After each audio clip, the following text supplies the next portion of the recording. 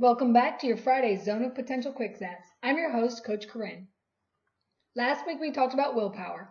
We broke the word into its parts and looked at another way to apply the power to your will. This week we'll tap into inspiration. What inspires us to go a certain direction, to do our best, or to gravitate towards certain people? Well, by definition, inspiration is mental encouragement to do or feel something, especially something creative. So during this quick zap, we'll identify where inspiration comes from and how you can tap into it. Before we move on, just a quick note about my website. It's up and running. You have access to the downloadable free tools, and the buttons are working, so check them out. And then finally, I still do take requests. A few of these have been based on requests, so keep them coming. And if you do have a request, corinne.schultz@zoneofpotential.com, and we'll get something together for you. So where does inspiration come from? When you think of inspiration, what do you think it means? Some folks believe that others need to inspire them in order to generate actions. But inspiration is something that is generated from within. It's how you look at certain people, events, or things that stimulate your desire to act. The prefix in means within yourself. The rest of the word means spirit, breath, give life to, but that which cannot be seen but felt. What do you feel within you that inspires you to do what you enjoy doing? What are you breathing life into? Who inspires you to do certain things? And what is it about those people, the events, or things that inspire you? And what do you need to do to get inspired if you're not being inspired by those and that which is around you? Once again, your reality is shaped by how you perceive time, space, matter, and energy. That which inspires you doesn't necessarily inspire other people. And that which inspires other people about you may not inspire everybody.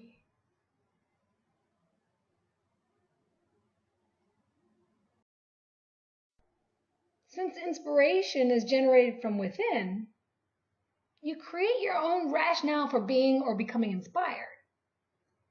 If you're looking for others to inspire you, heck, you may be waiting a lifetime. Some folks may not possess the qualities in them that breathes air into you or your situation. So what do you need to do if you're not inspired to be where you want to be or do what you need to do? Well, you could just leave. But that's not necessarily the answer. So what is the answer? The answer is self-talk. That inner voice that is showing you all the negative aspects about a situation and not pointing out the good. Let's go through some examples here. If your boss doesn't inspire you the way you see him or her now, pull out the good qualities, those positive traits that you admire, and put the other traits aside if you're looking for inspiration. If your diet doesn't inspire you to eat according to your goal, visualize what your body will look like. Think about what your friends or those acquaintances that you see from time to time, what they will say. Think about how you'll feel. And then what will you be telling yourself when you've taken control of your eating habits instead of your eating habits taking control of you? And then finally, if your finances aren't where you want them, imagine having the amount of money that you want to be responsible for. Imagine doing the things that you enjoy without financial worry and helping those who are less fortunate, if that's what inspires you.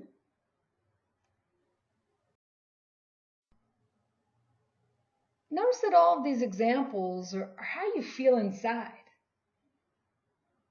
That's the difference between motivation and inspiration. Where inspiration is on the inside, you are the cause of the effect that you want to generate. Motivation, on the other hand, comes from external factors that kick you into gear. That is, the external environment is the cause and you are being affected by it. This is where my phrase transformation before devastation can really work.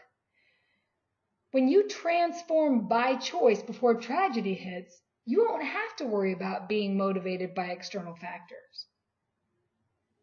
But when devastation hits, you'll tend to reach for external motivating factors to get through it. And sometimes we need good motivation to get us moving. But wouldn't you prefer to choose what you want on your own? So what inspires you? What are you doing with what inspires you? Are you looking at the world around you in a positive manner so you can become inspired, or are you having to be motivated by forces around you?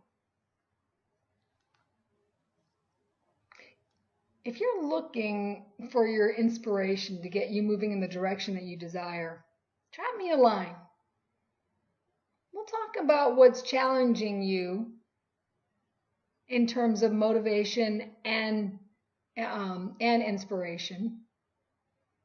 We'll discover how you view what's going on around you so you can determine if there are motivating factors and how maybe you can even change them to inspirational factors. And then decide a more productive way to create the results that you desire in your own time and space, matter and energy.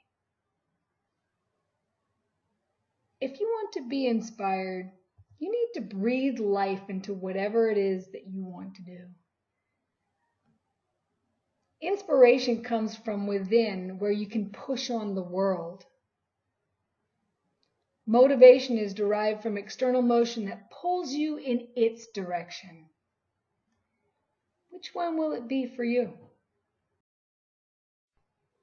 Thanks for joining me today. Until next Friday, keep reaching for what inspires you before the world tries to motivate you to do whatever it is it wants you to do when it's inconvenient for you in your zone of potential. Thanks. See ya.